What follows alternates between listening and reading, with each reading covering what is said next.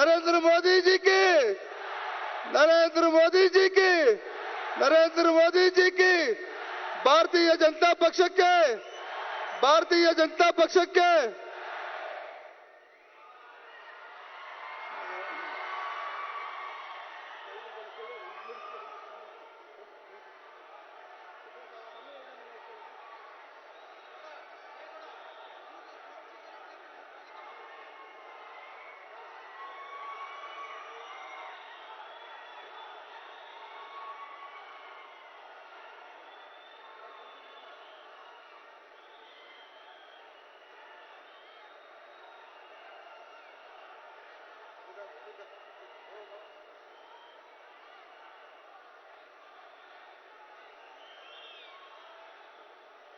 ನಮ್ಮೆಲ್ಲರನ್ನ ಅಭ್ಯರ್ಥಿಗಳನ್ನ ಗೆಲ್ಲಿಸಬೇಕೆಂದೇಳಿ ಇವತ್ತು ಸನ್ಮಾನ್ಯ ಪ್ರಧಾನಮಂತ್ರಿಗಳಂತ ನರೇಂದ್ರ ಮೋದಿಜಿಯವರು ಇವತ್ತು ಸೋಮಶೇಖರ್ ರೆಡ್ಡಿ ಅವರ ಪರವಾಗಿ ಮತಯಾಚನೆ ಮಾಡಲು ಸಲುವಾಗಿ ಇಲ್ಲಿ ಬಂದಿದ್ದಾರ.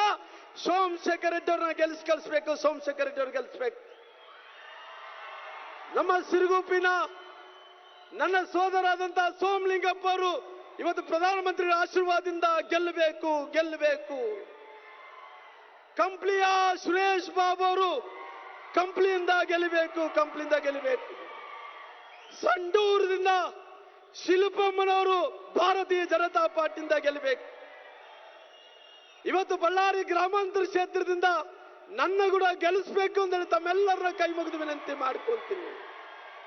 ಇವತ್ತು ಪ್ರಧಾನಮಂತ್ರಿ ನರೇಂದ್ರ ಮೋದಿಜಿಯವರು ಜನೌಷಧ ಕೇಂದ್ರಗಳನ್ನು ಬಡವರಿಗೆ ಬಗ್ಗರಿಗೆ ಸುಮಾರಾಗಿ 9,000 ಜನೌಷಧಿ ಕೇಂದ್ರಗಳನ್ನು ತೆಗೆದ ಮೂಲಕ ಬಡವರಿಗೆ 20,000 ಕೋಟಿ ರೂಪಾಯಿ ಉಳಿತಾಯ ಮಾಡಂತ ಕೆಲಸ ಪ್ರಧಾನಮಂತ್ರಿಗಂತ ನರೇಂದ್ರ ಮೋದಿಜಿಯವರು ಮಾಡಿದಾರ. ಇವತ್ತು ನೀವೆಲ್ಲರೂ ಕೂಡ ನೋಡಿದಿರ್ಬೋದು, ಕಾಂಗ್ರೆಸ್ಸಿನ ಅವಧಿಯಲ್ಲಿ ಇವತ್ತು ಬಡವರಿಗೆ ತಲುಪಾದಂತ ಎಲ್ಲ ಯೋಜನೆಗಳನ್ನು ನುಂಗಿ ನೀರನ್ನು ಕುಡಿತಾ ಇದ್ರು. ಅದಕ್ಕೋಸ್ಕರವಾಗಿ ಇಂಥ ಪಕ್ಷವನ್ನು ಕರ್ನಾಟಕದಲ್ಲಿ ದೇಶದಲ್ಲಿ ಅದನ್ನು ನಿರ್ಮಾಣ ಮಾಡಬೇಕು. ಭಾರತೀಯ ಜನತಾ ಪಾರ್ಟಿ ಕಮಲವನ್ನು ಅರಳಿಸಬೇಕೆಂದು ತಮ್ಮೆಲ್ಲರನ್ನ ಕೈ ಮುಗಿದು ನಾನು ಮಾಡ್ಕೊಂತೀನಿ. ಅದಕ್ಕೋಸ್ಕರವಾಗಿ ನಾನು ವಿನಂತಿಯನ್ನು ಮಾಡ್ತಾ ಇದ್ದೀನಿ. ಪ್ರಧಾನಮಂತ್ರಿ ನರೇಂದ್ರ ಮೋದಿಜಿಯವರು ಜಲ್ ಜೀವನ್ ಮಿಷನ್ ಯೋಜನೆಯಲ್ಲಿ ಎಲ್ಲ ಇಡೀ ದೇಶದಲ್ಲಿದ್ದಂತ ಬಡವರಿಗೆ, ರಾಜ್ಯದಲ್ಲಿದ್ದಂತ ಬಡವರಿಗೆ 11 ಕೋಟಿ ಕುಟುಂಬಗಳಿಗೆ ಇವತ್ತು ನೀರನ್ನು ಕೊಡಿಸಂತ ಕೆಲಸ ಮಾಡಿದಾರ. ಅದಕ್ಕೋಸ್ಕರವಾಗಿ ನಾನು ವಿನಂತಿ ಮಾಡಿಕೊಂಡಿದ್ದೆ, ಅನೇಕ ಕಾರ್ಯಕ್ರಮಗಳಿದಾವ. ದಯವಿಟ್ಟು ನರೇಂದ್ರ ಮೋದಿಜಿಯವರಿಗೆ ಅವರ ಆಶೀರ್ವಾದದಿಂದ ನಾವೆಲ್ಲರೂ ಕೂಡ ಗೆಲ್ಲಬೇಕೆಂದೇಳಿ ಕೈ ಮುಗಿದು ವಿನಂತಿ ಮಾಡ್ತಾ ನನ್ನ ಮಾತುಗಳು ಮುಕ್ತಾಯ ಮಾಡ್ತಾ ಇದ್ದೀನಿ. ಜೈ ಹಿಂದ್, ಜೈ ಹಿಂದ್.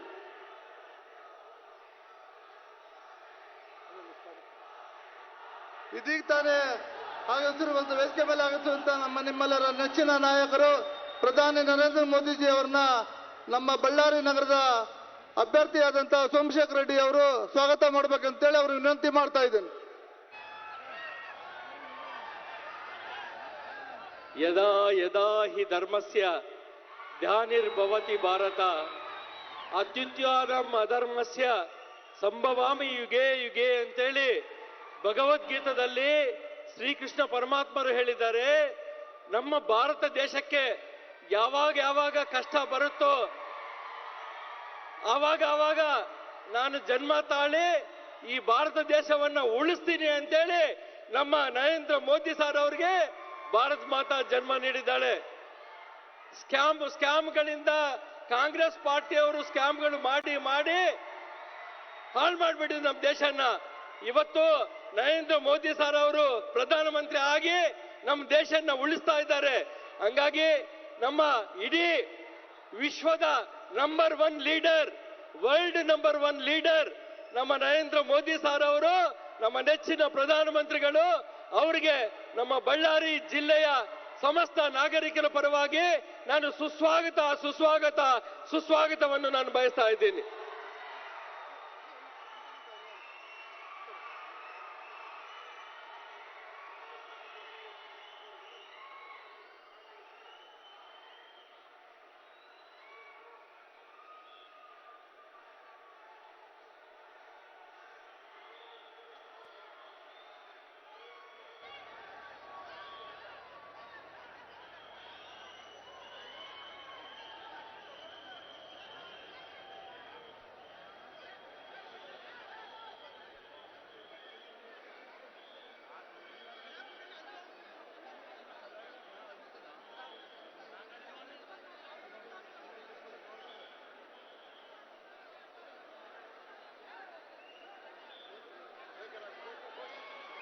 बोलो भारत माता की।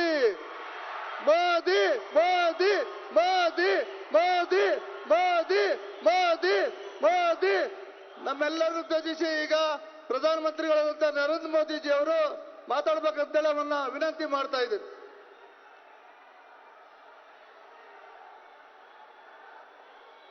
भारत माता की, भारत माता की, भारत माता की, बजरंग बली की, बजरंग बली की, आंजनेय स्वामी की, आंजनेय स्वामी की। ಬಳ್ಳಾರಿಯ ನನ್ನ ಸಹೋದರ ಸಹೋದರಿಯರಿಗೆ ನಮಸ್ಕಾರಗಳು। मां दुर्गा और कुमार स्वामी मंदिर को मेरा श्रद्धापूर्वक प्रणाम। इस पूरे क्षेत्र को आंजनेय स्वामी का विशेष आशीर्वाद प्राप्त है। यहां हनुमान जी हुलीकुंटेराया स्वामी उस रूप में विराजे हैं। मैं उनको भी शत शत प्रणाम करता हूं। आप सभी इतनी बड़ी संख्या में बीजेपी को आशीर्वाद देने के लिए आए हैं। मैं आप सभी का बहुत बहुत अभिनंदन करता हूं। और कल इतनी बारिश थी, यहां सारी कठिनाइयां थी, उसके बावजूद भी इतनी बड़ी तादाद में आपका आशीर्वाद देने के लिए आना और ये जो जोश है, ये जो उमंग है, ये दिखाता है कि चुनाव के नतीजे क्या आने वाले हैं।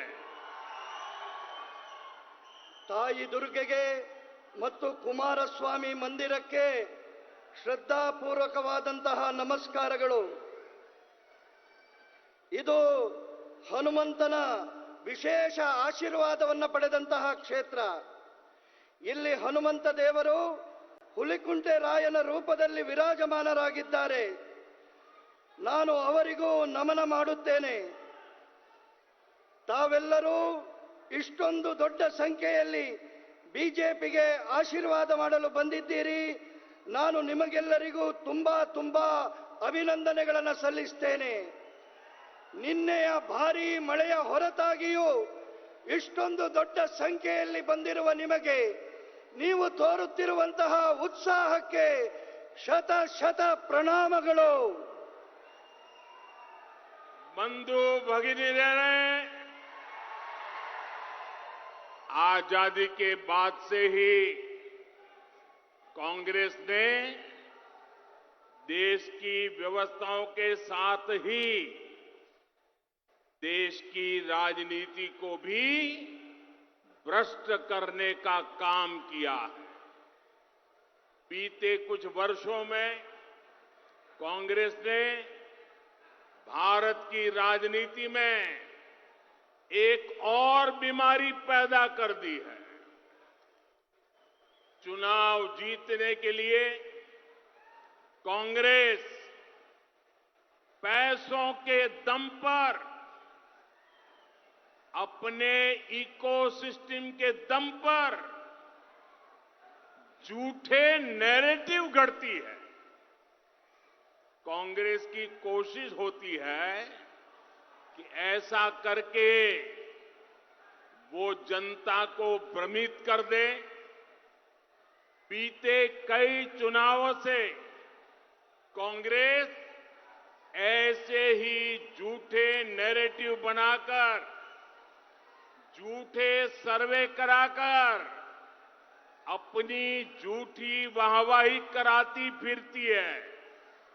यहां कर्नाटका में भी कांग्रेस यही कर रही थी, लेकिन जिस तरह कर्नाटका के लोग बीजेपी को चुनाव जिता के लिए खुद जनता जनार्दन ने मोर्चा संभाल लिया है, कांग्रेस को समझ नहीं आ रहा कि हम नया क्या झूठ बोले, कौन सा झूठ गढ़े। ಬಂಧು ಭಗಿನಿಯರೇ, ಸ್ವಾತಂತ್ರ್ಯದ ನಂತರದಿಂದಲೇ ಕಾಂಗ್ರೆಸ್ ದೇಶದ ವ್ಯವಸ್ಥೆಯನ್ನು, ದೇಶದ ರಾಜನೀತಿಯನ್ನ ಭ್ರಷ್ಟ ಮಾಡುವ ಕೆಲಸ ಮಾಡುತ್ತಿದೆ. ಕಳೆದ ಕೆಲವು ವರ್ಷಗಳಿಂದ ಕಾಂಗ್ರೆಸ್ ಭಾರತದ ರಾಜಕೀಯದಲ್ಲಿ ಇನ್ನೊಂದು ರೋಗವನ್ನು ಹುಟ್ಟುಹಾಕಿದೆ. ಚುನಾವಣೆಯಲ್ಲಿ ಗೆಲ್ಲಲು ಕಾಂಗ್ರೆಸ್ ಹಣಬಲದ ಜೊತೆಗೆ ತನ್ನ ಸುಳ್ಳು ಹರಡುವ ಜಾಲದ ಮೂಲಕ ಸುಳ್ಳು ಸುದ್ದಿಗಳನ್ನು ಹುಟ್ಟುಹಾಕುತ್ತಿದೆ. ಕಾಂಗ್ರೆಸ್ಸಿನ ಪ್ರಯತ್ನ ಈ ರೀತಿಯ ಮೂಲಕ ಜನರನ್ನ ತಪ್ಪು ದಾರಿಗೆಳೆಯುವುದಾಗಿದೆ.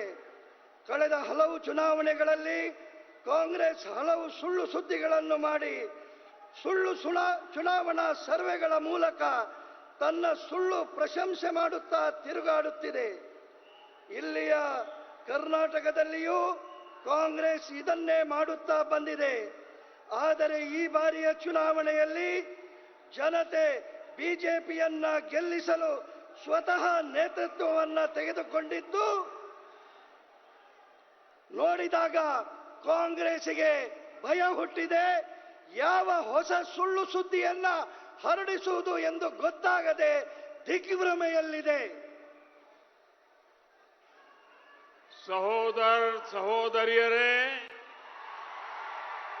अब तक आप कर्नाटका के सभी दलों का घोषणा पत्र, मैनिफेस्टो देख चुके हैं, उसकी विवेचना भी कर चुके हैं।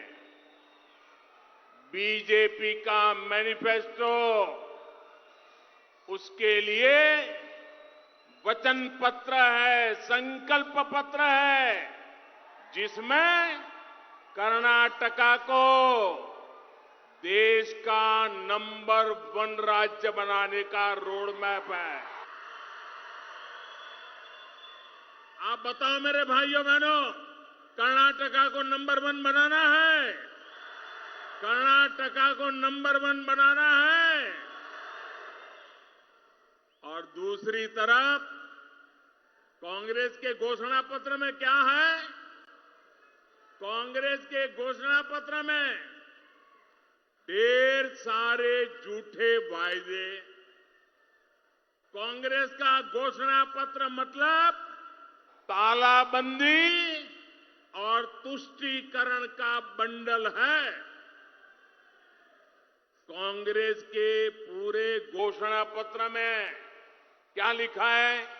ये वापस ले लेंगे, ये हटा देंगे, वो निरस्त कर देंगे, उसे रोक देंगे, इस पर प्रतिबंध लगा देंगे।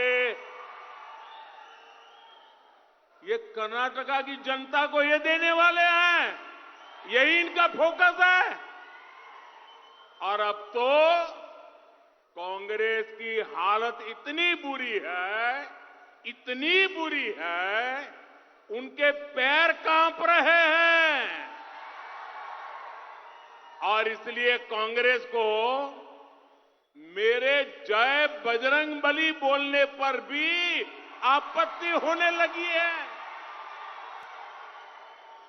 तुष्टीकरण के लिए कांग्रेस किस हद तक जा रही है, ये देश और कर्नाटका के लोग देख रहे हैं। ಸಹೋದರ ಸಹೋದರಿಯರೇ, ಈಗಾಗಲೇ ನೀವು ಕರ್ನಾಟಕದ ಎಲ್ಲ ಪಕ್ಷಗಳ ಚುನಾವಣಾ ಪ್ರಣಾಳಿಕೆ ನೋಡಿದ್ದೀರಿ, ಅದರ ವಿಮರ್ಶೆ ಮಾಡಿದ್ದೀರಿ. ಬಿಜೆಪಿಗೆ ಚುನಾವಣಾ ಪ್ರಣಾಳಿಕೆ ಕರ್ನಾಟಕವನ್ನ ದೇಶದ ನಂಬರ್ 1 ರಾಜ್ಯ ಮಾಡುವ ಮಾರ್ಗಸೂಚಿಯ ಸಂಕಲ್ಪ ಪತ್ರವಾಗಿದೆ. ಆದರೆ ಕಾಂಗ್ರೆಸ್ಸಿನ ಘೋಷಣಾ ಪತ್ರದಲ್ಲಿ ಏನಿದೆ?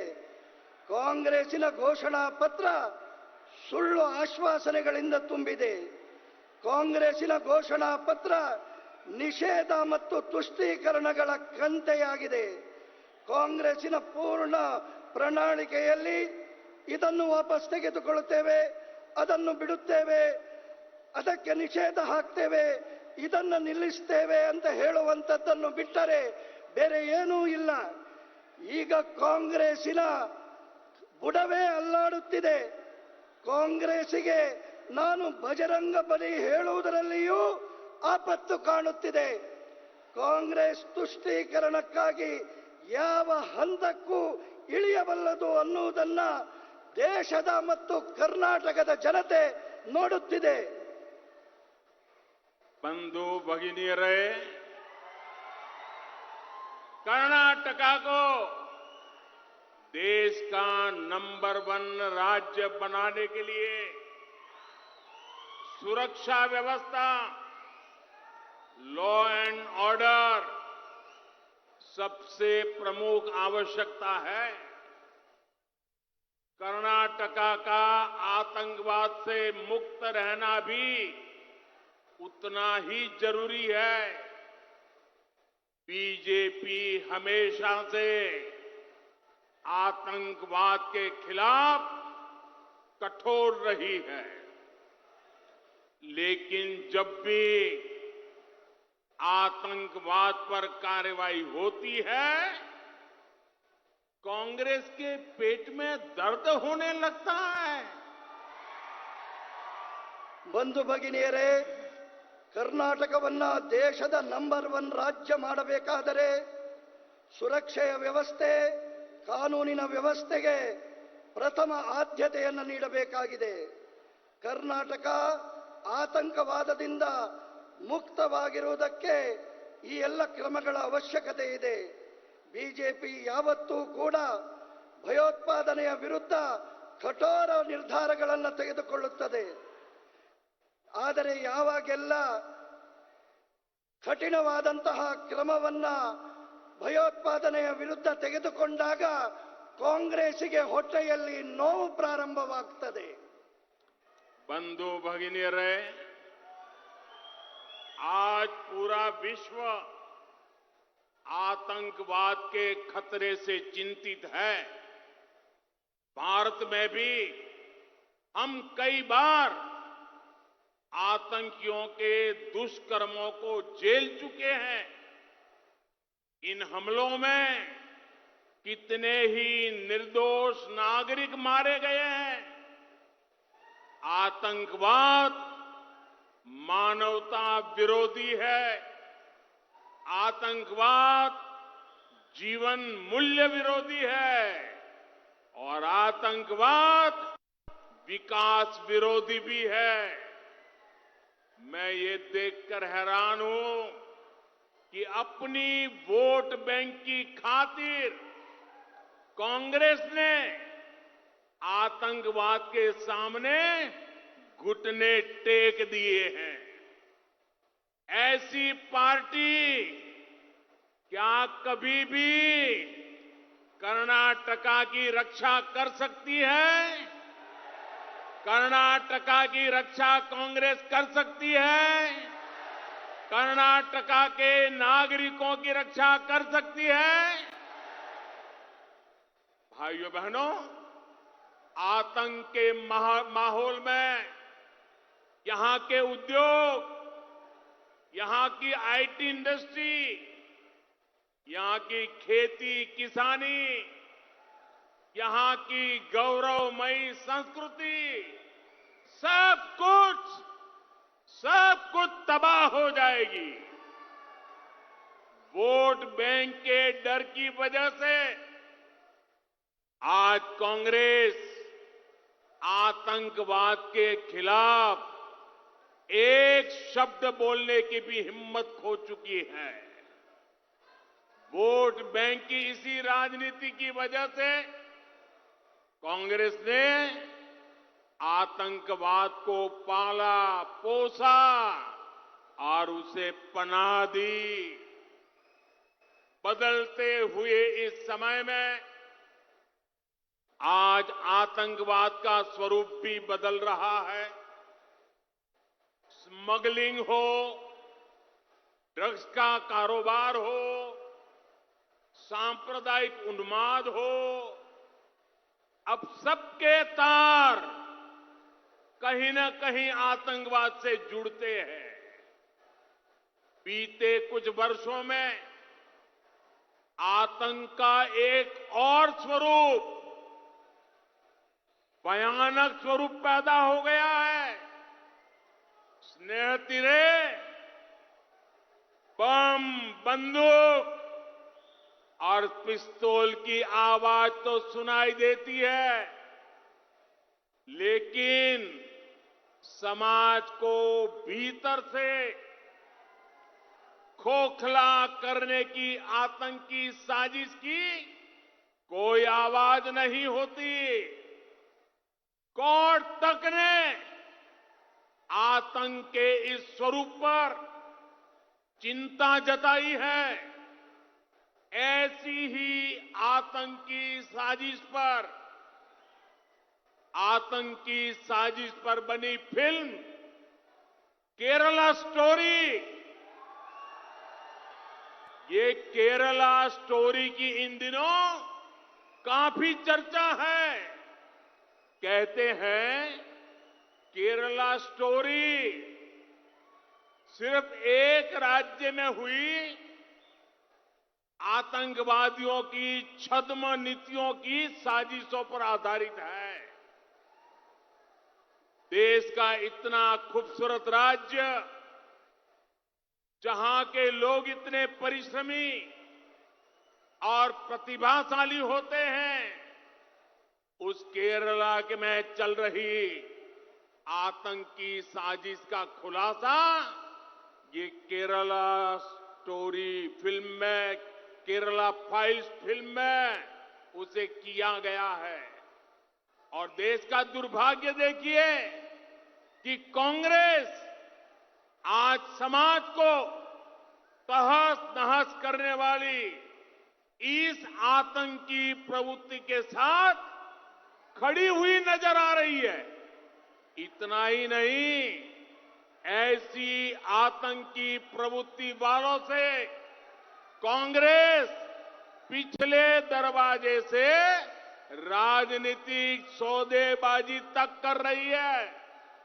कर्नाटका के लोगों को इसलिए कांग्रेस से बहुत ही सावधान रहने की जरूरत है।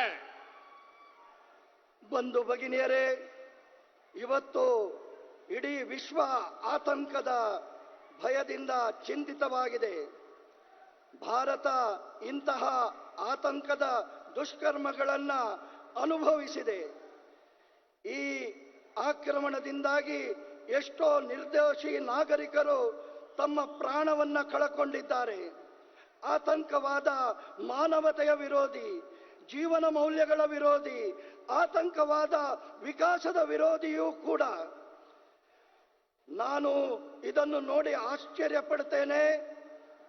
ನಮ್ಮ ವೋಟ್ ಬ್ಯಾಂಕ್ ರಾಜಕೀಯಕ್ಕೋಸ್ಕರ ಕಾಂಗ್ರೆಸ್ ಆತಂಕವಾದದ ಮುಂದೆ ಮಂಡಿಯೂರಿ ಕುಳಿತಿದೆ. ಈ ಪಾರ್ಟಿ ಕರ್ನಾಟಕದ ರಕ್ಷಣೆ ಮಾಡುವುದಕ್ಕೆ ಸಾಧ್ಯವಿದೆಯಾ? ಆತಂಕದ ವಾತಾವರಣದಲ್ಲಿ ಉದ್ಯೋಗ, ಐಟಿ, ಬಿಟಿ, ಕೃಷಿ, ಇಲ್ಲಿಯವರೆಗೆ ನಮ್ಮ ಗೌರವಮಯವಾದಂತಹ ಸಂಸ್ಕೃತಿ ಇದು ಕೂಡ ನಷ್ಟವಾಗುತ್ತದೆ. ವೋಟ್ ಬ್ಯಾಂಕಿನ ಭಯದಿಂದಾಗಿ ಇವತ್ತು ಕಾಂಗ್ರೆಸ್ ಆತಂಕವಾದದ ವಿರುದ್ಧ ಒಂದು ಶಬ್ದವನ್ನು ಕೂಡ ಮಾತನಾಡುವುದಕ್ಕೆ ತಯಾರಿಲ್ಲ. ವೋಟ್ ಬ್ಯಾಂಕಿನ ಈ ರಾಜನೀತಿಯ ಕಾರಣದಿಂದ ಕಾಂಗ್ರೆಸ್ಸಿನ ಆತಂಕವಾದವನ್ನ ಪಾಲನೆ ಪೋಷಣೆಯನ್ನ ಮಾಡಿದೆ. ಬದಲಾಗುತ್ತಿರುವ ಈ ಸಮಯದಲ್ಲಿ ಆತಂಕವಾದದ ಸ್ವರೂಪವೂ ಕೂಡ ಬದಲಾಗುತ್ತಿದೆ. ಸ್ಮಗ್ಲಿಂಗ್, ಡ್ರಗ್ನ ವ್ಯವಹಾರಗಳು, ಸಾಂಪ್ರದಾಯಿಕ ಉನ್ಮಾದ ಇವತ್ತು ಈ ವಿಷಯಗಳ ಜೊತೆಗೆ ಸಂಬಂಧವನ್ನು ಹೊಂದಿದೆ. ಕಳೆದ ಕೆಲವು ವರ್ಷಗಳಿಂದ ಆತಂಕದ ಹೊಸ ಒಂದು ಸ್ವರೂಪ ಜನ್ಮ ತಾಳಿದೆ. ಬಾಂಬ್, ಬಂದೂಕು, ಪಿಸ್ತೂಲ್ನ ಶಬ್ದಗಳು ಕೇಳುತ್ತವೆ. ಆದರೆ ಸಮಾಜದ ಮಧ್ಯೆ ಇದ್ದು ಷಡ್ಯಂತ್ರವನ್ನ ಮಾಡುವಂತಹ ಇಂತಹ ವ್ಯಕ್ತಿಗಳ ವ್ಯವಸ್ಥೆಯ ಸ್ವರ ಕೇಳುವುದಿಲ್ಲ. ಕರ್ನಾಟಕದಲ್ಲಿ ಆತಂಕದ ಈ ಸ್ವರೂಪ ಚಿಂತೆಯನ್ನು ಉಂಟು ಮಾಡಿದೆ. ಇಂತಹದ್ದೇ ಆತಂಕದ ಷಡ್ಯಂತ್ರದ ಬಗ್ಗೆ ಒಂದು ಸಿನಿಮಾ ಕೇರಳ ಸ್ಟೋರಿ ಅಂತ ಹೇಳುವಂಥದ್ದು ಬಹಳ ಚರ್ಚೆಯಲ್ಲಿದೆ. ಹೇಳ್ತಾರೆ ಕೇರಳ ಸ್ಟೋರಿ ಕೇವಲ ಒಂದು ರಾಜ್ಯದ ಆತಂಕದ ಷಡ್ಯಂತ್ರಗಳ ಮೇಲೆ ಆಧಾರಿತವಾಗಿದೆ.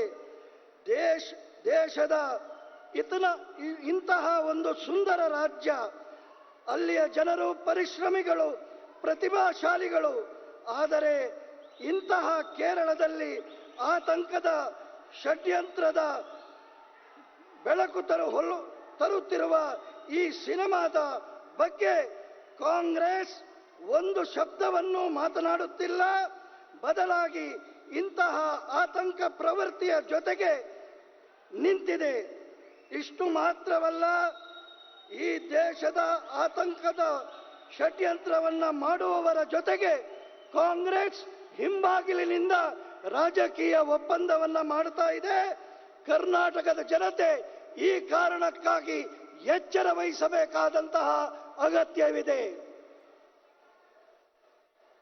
ಸಹೋದರ ಸಹೋದರಿಯರೇ, येदियुरप्पा जी और बोम्मई जी के नेतृत्व में डबल इंजन सरकार को सिर्फ 3.5 साल सेवा का अवसर मिला है। जब यहां कांग्रेस की सरकार थी तो उसने कर्नाटका के विकास के बजाय भ्रष्टाचार को ही प्राथमिकता दी। इसका कारण क्या था? इसका कारण कांग्रेस के पूर्व प्रधानमंत्री श्रीमान राजीव गांधी ने खुद ये बताया था। श्रीमान राजीव गांधी ने कहा था कि अगर उनकी सरकार दिल्ली से 100 पैसे भेजती है तो 15 पैसा ही गरीब तक पहुंचता है। ये उन्होंने खुद ने कहा था। यानी एक तरह से उन्होंने खुद ही मान लिया था कि कांग्रेस 85% कमीशन वाली पार्टी है। आज भी कांग्रेस की पहचान 85% कमीशन खाने वाली पार्टी की है। कांग्रेस की इसी संस्कृति ने कर्नाटका का बहुत नुकसान किया है। ಸಹೋದರ ಸಹೋದರಿಯರೇ, ಯಡಿಯೂರಪ್ಪರವರು ಮತ್ತು ಬೊಮ್ಮಾಯಿಯವರ ನೇತೃತ್ವದ ಡಬಲ್ ಇಂಜಿನ್ ಸರ್ಕಾರಕ್ಕೆ ಕೇವಲ 3.5 ವರ್ಷಗಳ ಸೇವೆ ಮಾಡುವ ಅವಕಾಶ ಲಭಿಸಿತು. ಇಲ್ಲಿ ಕಾಂಗ್ರೆಸ್ ಸರ್ಕಾರ ಇತ್ತು. ಕರ್ನಾಟಕದ ವಿಕಾಸದ ಬದಲಾಗಿ ಭ್ರಷ್ಟಾಚಾರಕ್ಕೆ ಪ್ರಾಥಮಿಕತೆ ನೀಡಿತು. ಇದರ ಕಾರಣ ಏನು? ಇದರ ಕಾರಣ ಕಾಂಗ್ರೆಸ್ಸಿನ ಪೂರ್ವ ಪ್ರಧಾನಮಂತ್ರಿ ರಾಜೀವ್ ಗಾಂಧಿಯವರೇ ಸ್ವತಃ ಹೇಳಿದ್ರು. ಅವರು ಹೇಳಿದ್ರು, ಡೆಲ್ಲಿಯಿಂದ ನನ್ನ ಸರ್ಕಾರ 100 ಪೈಸೆಯನ್ನ ಕಳಿಸಿದರೆ ಅದು ಬಡವನಿಗೆ ತಲುಪುವಾಗ ಕೇವಲ 15 ಪೈಸೆ ಆಗಿರುತ್ತದೆ. ಅದರ ಅರ್ಥ ಅವರು ಸ್ವತಃ ಕಾಂಗ್ರೆಸ್ ಪಾರ್ಟಿ 85% ಕಮಿಷನ್ ತೆಗೆದುಕೊಳ್ಳುವ ಪಾರ್ಟಿ ಅಂತ ಹೇಳಿ ಒಪ್ಪಿಕೊಂಡಿದ್ದರು. ಇವತ್ತು ಕೂಡ 85% ಕಮಿಷನ್ ತಿನ್ನುವಂತಹ ಪಾರ್ಟಿ ಕಾಂಗ್ರೆಸ್ ಆಗಿದೆ. ಕಾಂಗ್ರೆಸ್ಸಿನ ಈ ಸಂಸ್ಕೃತಿಯ ಕಾರಣಕ್ಕೆ ಕರ್ನಾಟಕ ಬಹಳ ನಷ್ಟವನ್ನು ಅನುಭವಿಸಿದೆ. बंधु भगिनीरे, यहां बहुत बड़ी संख्या में बंजारा, लंबानी समाज, वाल्मीकि समाज और दूसरे एससी, एसटी, ओबीसी वर्ग के साथी भी मौजूद हैं। कांग्रेस ने तो आपको अभाव और अपमान के सिवाय कुछ नहीं दिया। टॉयलेट का अभाव, पक्के घर का अभाव, पानी का अभाव, अस्पताल में इलाज का अभाव, शिक्षा का अभाव, बीते 9 वर्षों से आपका ये बेटा जो दिल्ली में बैठा है, आपका ये सेवक इस अभाव को दूर करने के लिए निरंतर प्रयास कर रहा है। आज इन परिवारों को पक्के घर में टॉयलेट, घर में बिजली, घर में पानी, मुफ्त राशन, मुफ्त इलाज, ऐसी हर सुविधा मिल रही है। सिर्फ 3.5 साल में ही डबल इंजन सरकार ने बल्लारी के करीब 1.5 लाख, सिर्फ बल्लारी की बात कर रहा हूं, सिर्फ बल्लारी के करीब 1.5 लाख ग्रामीण परिवारों को नल से जल दिया है। हमारी सरकार ने पहली बार बंजारा, गुमंतु, अर्ध गुमंतु हमारे साथियों के लिए अलग वेलफेयर बोर्ड बनाया है। मैं तो येदियुरप्पा जी और बोम्मई जी की भी प्रशंसा करूंगा कि उन्होंने सिर्फ 3.5 वर्षों में हजारों बंजारा, लंबानी साथियों को हक्कू पत्र दिया, तांडा बस्तियों को गांव का दर्जा दिया। कांग्रेस ने तो इनको भी भुला दिया था। ಬಂಧು ಭಗಿನಿಯರೇ, ಇಲ್ಲಿ ಬಹಳ ದೊಡ್ಡ ಸಂಖ್ಯೆಯಲ್ಲಿ ಬಂಜಾರ, ಲಂಬಾಣಿ ಸಮಾಜದ, ವಾಲ್ಮೀಕಿ ಸಮಾಜದ ಮತ್ತು ಇತರ ಎಸ್ಸಿ, ಎಸ್ಟಿ, ಓಬಿಸಿ ವರ್ಗದ ಸ್ನೇಹಿತರು ಹಾಜರಿದ್ದೀರಿ. ಕಾಂಗ್ರೆಸ್ಸಿನವರು ನಿಮಗೆ ಕೊರತೆ ಮತ್ತು ಅಪಮಾನವನ್ನು ಬಿಟ್ಟರೆ ಬೇರೆ ಏನನ್ನೂ ಕೊಟ್ಟಿಲ್ಲ. ಶೌಚಾಲಯದ ಅಭಾವ, ಮನೆಗಳ ಅಭಾವ, ನೀರಿನ ಅಭಾವ, ಆಸ್ಪತ್ರೆಯ ಅಭಾವ,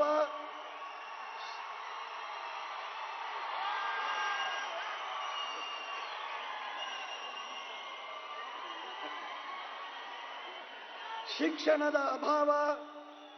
ಕಳೆದ 9 ವರ್ಷಗಳಿಂದ ದೆಹಲಿಯಲ್ಲಿರುವ ನಿಮ್ಮ ಮನೆಯ ಮಗ, ನಿಮ್ಮ ಸೇವಕ ಈ ಕೊರತೆಗಳನ್ನು ದೂರ ಮಾಡುವುದಕ್ಕೆ ನಿರಂತರ ಪ್ರಯಾಸವನ್ನು ಮಾಡುತ್ತಾ ಇದ್ದೇನೆ.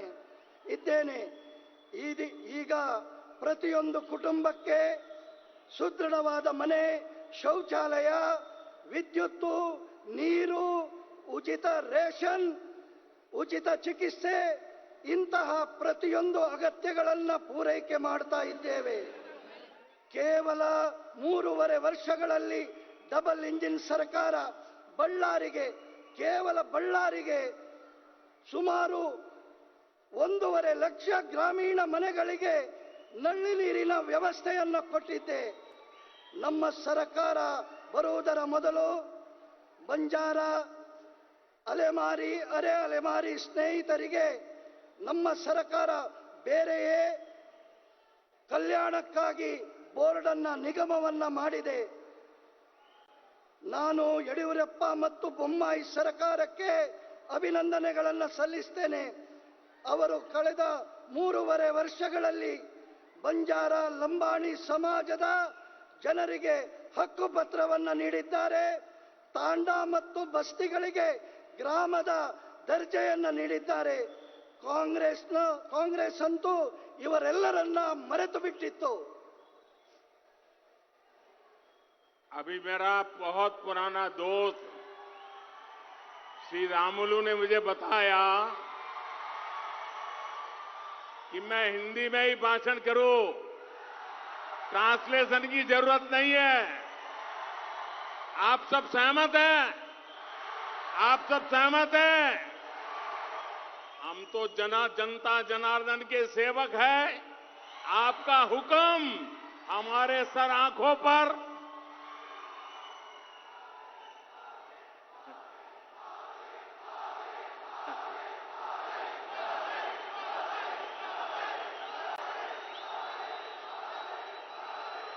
बेल्लारी का ये प्यार, बेल्लारी का ये जोश, बेल्लारी का ये उमंग मैं कभी भूल नहीं सकता हूं दोस्तों। बंधु भगिनियरे, हमारे देश की आजादी में, हमारे देश के विकास में देश के आदिवासी समाज का बहुत बड़ा योगदान रहा है। लेकिन कांग्रेस ने ना आदिवासी समाज को सशक्त किया और ना ही कांग्रेस आदिवासी संस्कृति पर गौरव करने को तैयार है। स्वतंत्रता संग्राम में आदिवासी समाज के योगदान को भी कांग्रेस ने कभी देश की जनता के सामने नहीं आने दिया। जब बीजेपी ने, मेरे प्यारे साथियों ये बात सुन लीजिए, मेरे दिल में बहुत दर्द है और वो दर्द मैं आज आपके सामने रखना चाहता हूं। जब बीजेपी ने आजादी के बाद पहली बार गरीब घर से, जंगलों से आई हुई एक आदिवासी महिला को राष्ट्रपति पद का उम्मीदवार बनाया, राष्ट्रपति पद का उम्मीदवार बनाया, तो कांग्रेस ने उनका भी विरोध किया। क्या ऐसी कांग्रेस को माफ कर सकते हैं? जो आदिवासी को अपमानित करे उनको माफ कर सकते हैं? एक आदिवासी महिला को स्वीकार न करे ऐसी कांग्रेस को माफ कर सकते हैं? और साथियों, राजनीति समझिए, कांग्रेस का ये विरोध भाजपा के खिलाफ होता तो मुझे कुछ नहीं कहना है, ये बीजेपी के खिलाफ नहीं था, क्योंकि उन्होंने जो उम्मीदवार खड़ा किया था वो तो पुराना बीजेपी वाला ही था। सालों से वो बीजेपी में काम करता था, बीजेपी सरकार में मंत्री था और कांग्रेस ने उसको उम्मीदवार बना दिया। इसका मतलब राष्ट्रपति के चुनाव में कांग्रेस का बीजेपी से विरोध नहीं था, कांग्रेस का आदिवासी महिला राष्ट्रपति उम्मीदवार का विरोध था। ऐसी कांग्रेस को सजा करने के लिए चुनाव है भाइयों। करोगे सजा? कांग्रेस को सजा करोगे? पूरी ताकत से करोगे? बंधु भगिनी, आज मैं आपके सामने एक और बहुत ही गंभीर विषय उठाने जा रहा हूं। यह विषय बड़ा गंभीर है। आप जानते हैं कि अभी सूडान में लड़ाई चल रही थी, अंदर अंदर लड़ाई चल रही थी, कहीं से भी गोली चलती थी, कहीं से पर बम फूटता था। घर के बाहर मुंडी निकालना मुश्किल था। हमारे हजारों भारतीय भाई बहन सूडान में फंस गए थे और उसमें हमारे कर्नाटका के भाई बहन भी सैकड़ों में की संख्या में थे और ज्यादातर हमारे कर्नाटका के भाई बहन हक्की पिक्की आदिवासी समुदाय से थे। सूडान में गृह युद्ध की स्थिति ऐसी है कि बड़े बड़े देशों ने भी अपने नागरिकों को वहां से निकालने से मना कर दिया था। बावजूद इसके भारत सरकार अपनी कोशिशों में लगी हुई थी। हमने पूरी वायुसेना लगा दी, नौसेना को खड़ा कर दिया। हमने मां कावेरी अम्मा के आशीर्वाद से ऑपरेशन कावेरी चलाया। हम ऐसी ऐसी जगहों से हमारे भारत के भाइयों बहनों को वापस लाए जहां विमान तक उतरना मुश्किल हो रहा था। कहो भाइयों बहनों, ये कठिन काम था कि नहीं था? हमारे लोगों की जान खतरे में थी कि नहीं थी?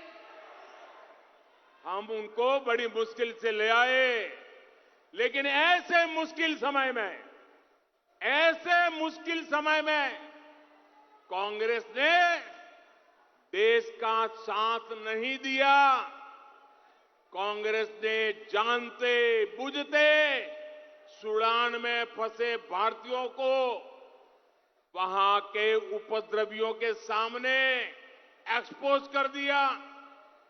और कांग्रेस पता नहीं क्या चाहती थी।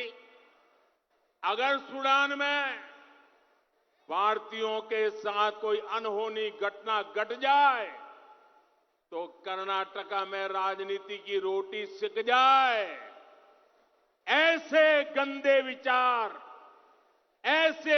विचार लेकर के कोई पार्टी कर्नाटका के नागरिकों को सूडान में मुसीबत में डाल दे, बयानबाजी करके डाल दे। क्या यही है कांग्रेस की देश की लोगों के प्रति संवेदनशीलता? और साथियों, ये राजनीतिक ओछापन दिखाते हुए कांग्रेस भूल गई ये मोदी है।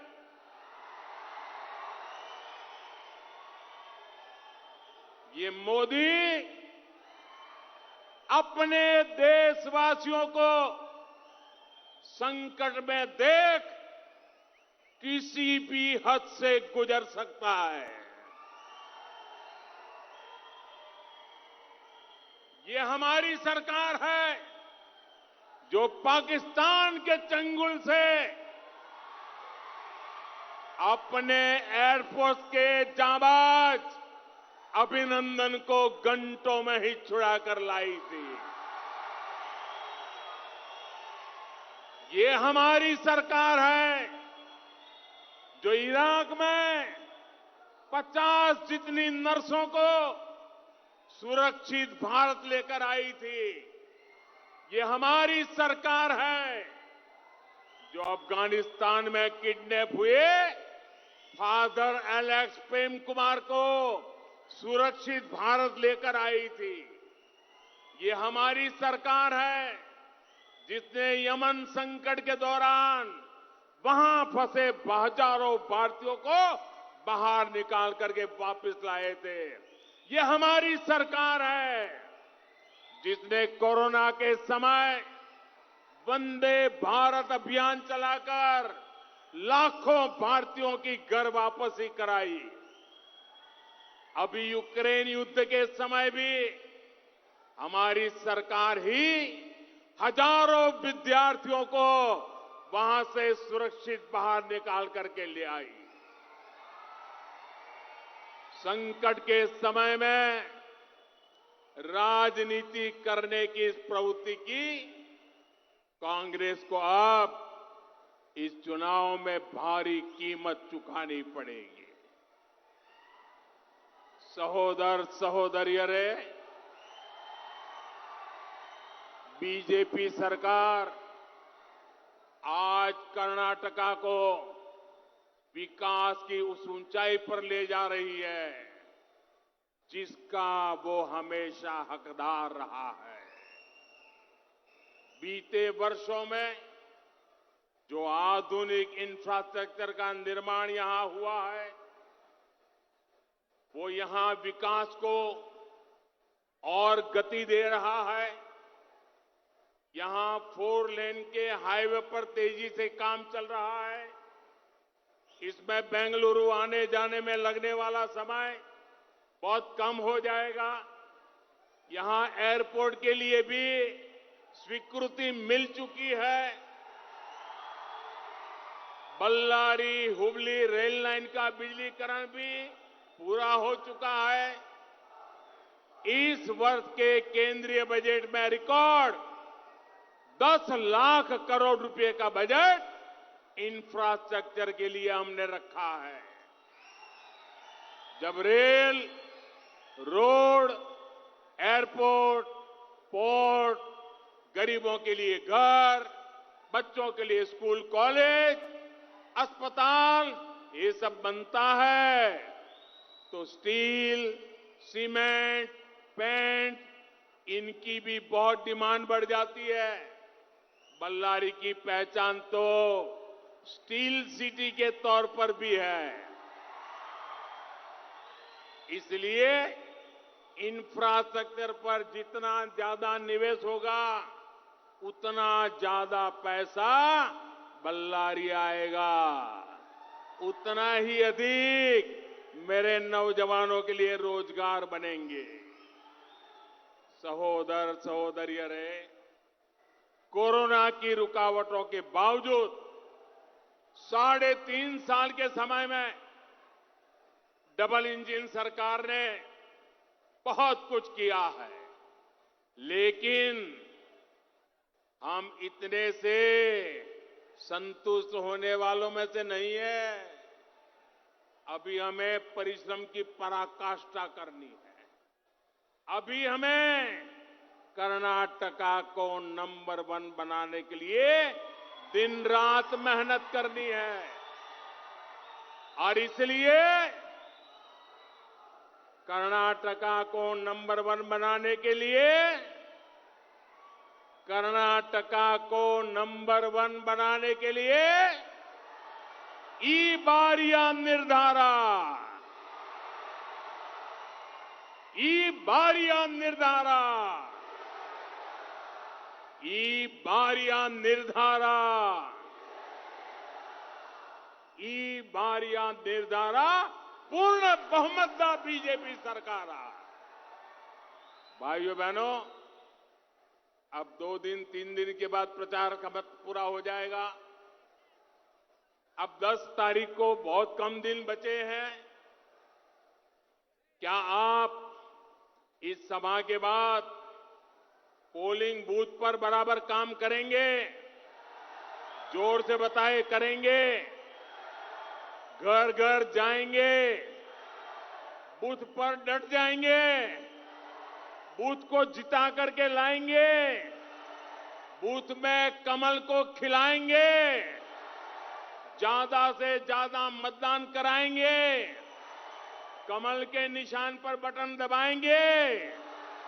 भाइयों बहनों, ये सब तो आप करेंगे और इसके लिए मैं आपका अभिनंदन करता हूं, लेकिन मेरा काम करेंगे क्या?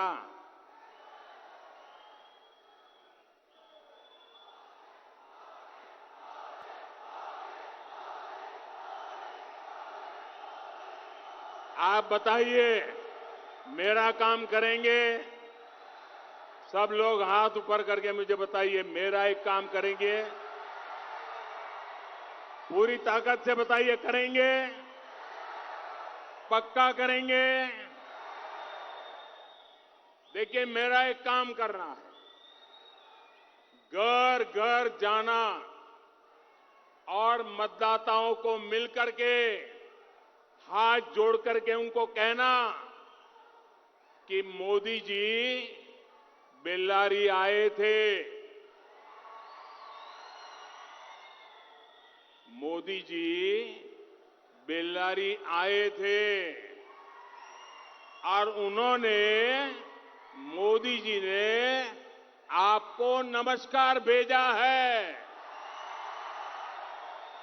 मोदी जी ने आपको प्रणाम भेजा है।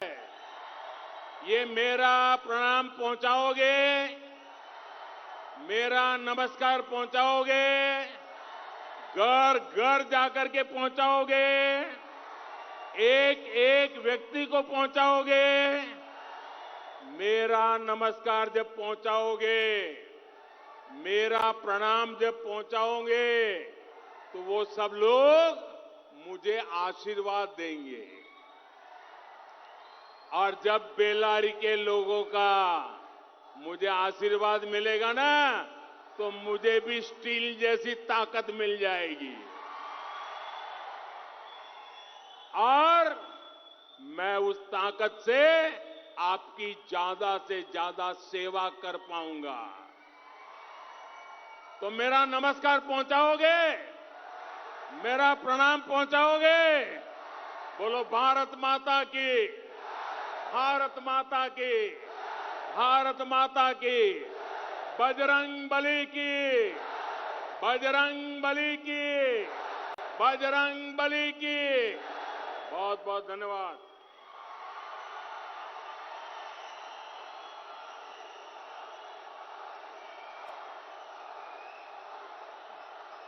ನಮ್ಮೆಲ್ಲರನ್ನು ಉದ್ದೇಶಿಸಿ ಮಾತಾಡಿರುವಂತಹ ಪ್ರಧಾನಿ ನರೇಂದ್ರ ಮೋದಿಜಿ ಅವರಿಗೆ ಧನ್ಯವಾದಗಳನ್ನು ಹೇಳ್ತಾ ಈ ಕಾರ್ಯಕ್ರಮವನ್ನು ಯಶಸ್ವಿಗೊಳಿಸುವಂತ ಎಲ್ಲರಿಗೂ ಸಹ ನಾನು ಧನ್ಯವಾದಗಳನ್ನು ಹೇಳ್ತಾ ನನ್ನ